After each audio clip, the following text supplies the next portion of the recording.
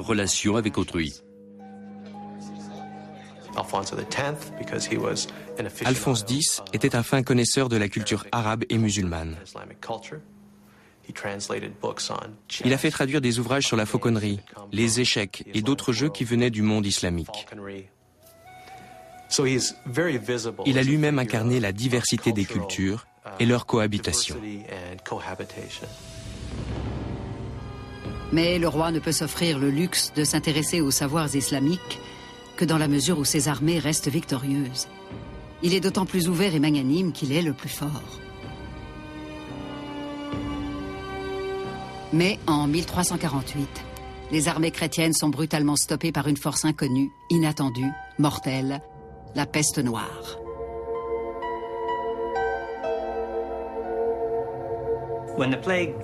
Quand la peste noire frappe l'Europe, tous les pays sont touchés. Le royaume musulman de Grenade est affligé aussi durement que les royaumes chrétiens. Près d'un tiers de la population européenne succombe au fléau. L'hécatombe attise la folie purificatrice dans les territoires chrétiens. On cherche des boucs émissaires. Les Juifs sont les premières victimes de cette vague de haine et de violence.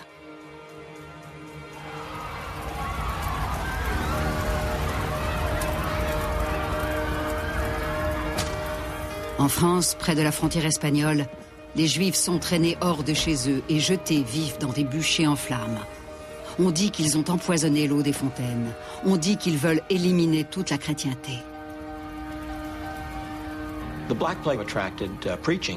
La peste noire a suscité une prolifération de prédicateurs chrétiens hostiles aux Juifs. Ils clamaient à qui voulait l'entendre que tout était de leur faute, qu'on n'aurait pas dû les tolérer. C'est à ce moment que les relations se sont dégradées gravement et radicalement entre les Juifs et la chrétienté. En 1354, les Juifs de l'Espagne chrétienne adressent une supplique désespérée à leur roi, en vain. Nous implorons Votre Majesté de défendre aux chrétiens de s'abattre sur les Juifs quand surgit un fléau naturel comme la peste. Ils devraient plutôt chercher la clémence divine par des actes d'amour et de charité, au lieu d'ajouter à leurs péchés en tuant les Juifs. La peste ravage l'Espagne, les médecins meurent et les soldats aussi. Les villes, il y a peu florissantes, sont décimées, les armées chrétiennes s'effondrent.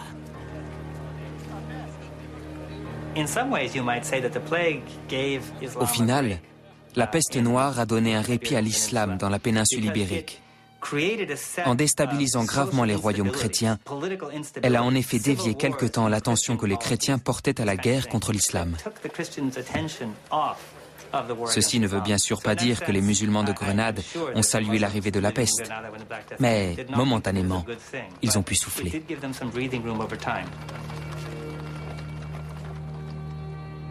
Aux prises avec l'épidémie et leurs conflits intérieurs, les chrétiens laissent le petit royaume de Grenade en paix. Saisissant l'occasion de la prospérité retrouvée, celui-ci donne au monde un prodigieux exemple d'architecture islamique.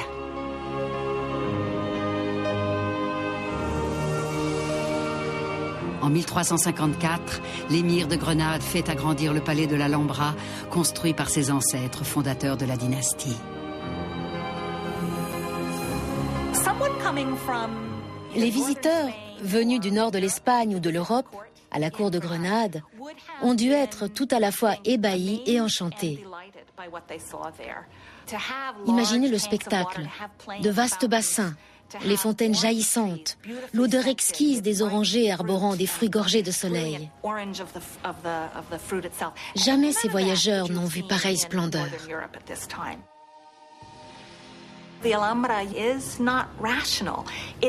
L'Alhambra n'est pas rationnelle. L'Alhambra s'empare de vos sens, les subjugue. C'est ainsi que se comprend l'Alhambra. Ce n'est pas un bâtiment logique. Dans l'Alhambra, même les murs parlent en vers.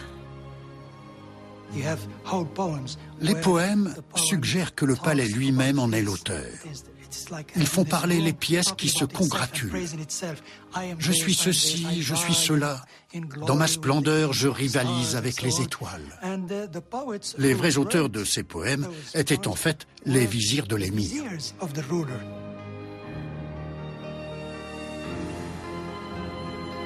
Je suis un jardin que la beauté apparaît. Mon âme saura si tu as vu cette beauté. Ô Mahomet, mon roi, je veux égaler la noblesse suprême de ce qui est ou a jamais été. Je suis une œuvre sublime et mon destin est de briller plus que tout ce qui dans l'histoire a brillé.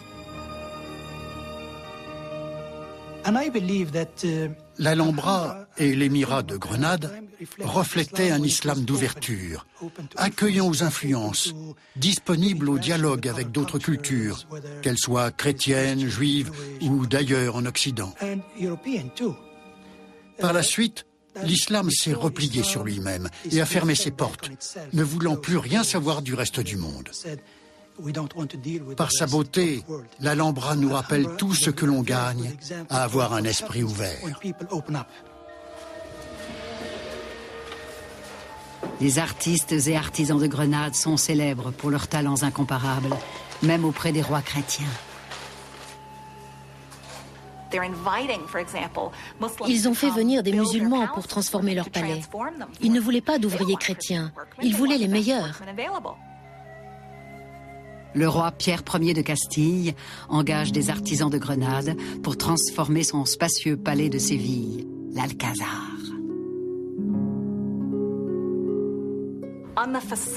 Sur les façades près de l'entrée, on voit des arcs à plusieurs étages, des inscriptions en latin, en arabe et, au passage, presque par hasard, comme un détail, les armoiries de Castille.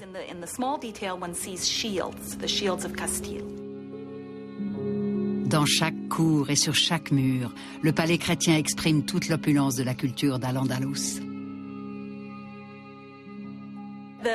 Les souverains de Castille n'ont pas transformé l'Alhambra en un château chrétien sombre et froid.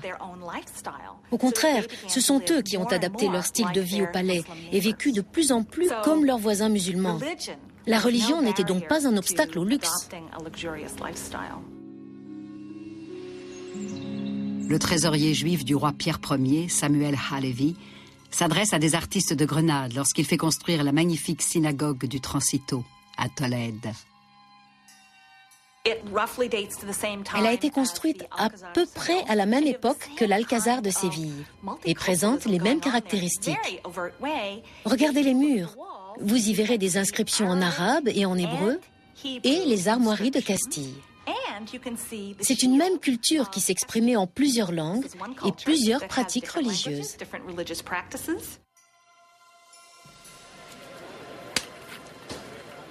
La peste a battu en retraite. Les chrétiens n'ont pas repris les combats. Le petit émirat de Grenade jouit de sa paix. Musulmans et juifs prospèrent ensemble dans les derniers vestiges d'Al-Andalus. Dans leur diversité, les habitants de Grenade n'en mangeaient pas moins les mêmes plats, portaient le même style de vêtements et chantaient probablement les mêmes airs. Ils parlaient tous la même langue. C'était une seule et même culture. Protégée par les montagnes environnantes, Grenade préserve avec soin la culture ancestrale d'Al-Andalus. Grenade était devenue une principauté tributaire des souverains chrétiens. L'émirat leur versait annuellement une certaine somme, en échange de quoi ils ne seraient jamais envahis. C'est ainsi que de 1250 à 1492, l'islam, qui n'était plus une menace pour personne, vécut un lent crépuscule.